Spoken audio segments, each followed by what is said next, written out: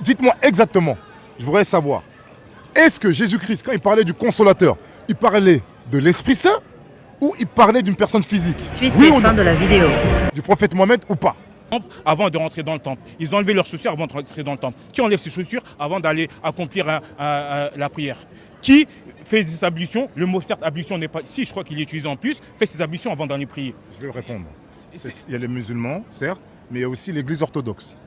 D'accord, donc on est église orthodoxe et nous sommes plus proches que Jésus que l'individu sur ta droite. C'est ce que tu es en train de me dire. Non. Bref, c'est pas grave, c'est pas grave. Ok, il n'y a pas de Moi, souci. je juge personne. Ok, ensuite, donc maintenant on va revenir sur le consolateur. Ok. Cependant, je vous dis la vérité, il est avantageux que je m'en aille, car si je ne m'en vais pas, le consolateur ne viendra pas vers vous. Donc Jésus, il est assis ici. Et il dit, si je m'en vais pas, le consolateur ne viendra pas. Donc, tant que Jésus est là, le consolateur n'est pas là. Or, on sait que quand Jésus était présent, le Saint-Esprit était là. Donc là, c'est impossible que ce soit le Saint-Esprit. C'est comme si moi, je vous dis, moi, je suis assis ici.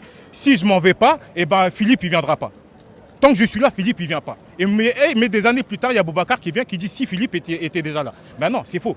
Donc, la personne, le consolateur, ne peut pas être présent au temps de Jésus, ni avant Jésus. Parce que Jésus dit, tant que je ne m'en vais pas, il ne viendra pas.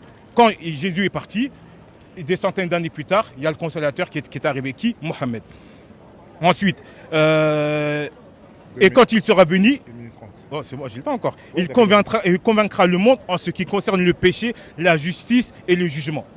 C'est complètement Mohammed qui est venu entre guillemets démonter cette doctrine du péché originel, comme quoi on aurait tous le péché adamique en nous. Non, le prophète Mohammed est venu, il a dit non.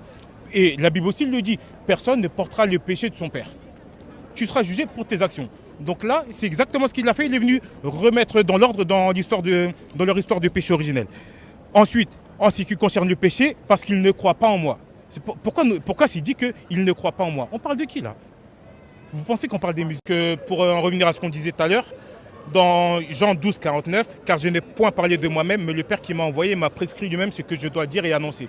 Donc si Jésus ne peut même pas dire ne peut même pas parler de lui-même, on est d'accord? Peut-il créer de lui-même? Non, c'est pour ça que dans le Coran, on dit que Jésus a créé certes des oiseaux, mais avec la permission d'Allah, il leur a donné la vie. Ensuite, Vas-y, continue. donc dans Marc 16, 19, le Seigneur, après leur avoir parlé, fut enlevé au ciel, donc là on parle de Jésus, et il s'assit à la droite de Dieu. Donc lui-même, il n'est même pas sur le trône. C'est pour ça, venons, on réfléchit, il y a des choses qui sont simples et qui sont lisibles. Ok, donc tout à l'heure, il disait comme quoi tout est soumis à Jésus. On est d'accord, ok, si tu veux. 1 Corinthiens 15, 27, Dieu, en effet, a tout mis sous ses pieds. Mais lorsqu'il dit que tout lui a été mis, il est évident que celui qui lui a soumis toute chose est excepté. Donc il y a quelqu'un qui est excepté. Tu connais ce verset? Et tu sais donc qui est excepté là? Donc tout n'est pas soumis à Jésus. C'est pour ça que même dans 1 Corinthiens, on te dit, lorsqu'on dit que tout lui a été soumis, il est évident que celui qui lui a soumis toute chose est excepté. Donc c'est vrai qu'il y a les choses qui sont soumises à Jésus, mais il y a quelqu'un qui lui a soumis toute chose. C'est ce que dit Corinthiens. Et Corinthiens te dit que cette personne-là, eh ben, elle n'est pas soumise à lui. Et cette personne, c'est qui? C'est celui que Jésus prie, parce que Jésus est parti sur la montagne et il a passé toute la nuit à prier. C'est simple. Donc voilà. Bon, messieurs, mesdames et messieurs, vous avez commenté là-dessus. Qui a tort, qui a raison? Dites-moi sur l'espace commentaire. Merci. On coupe.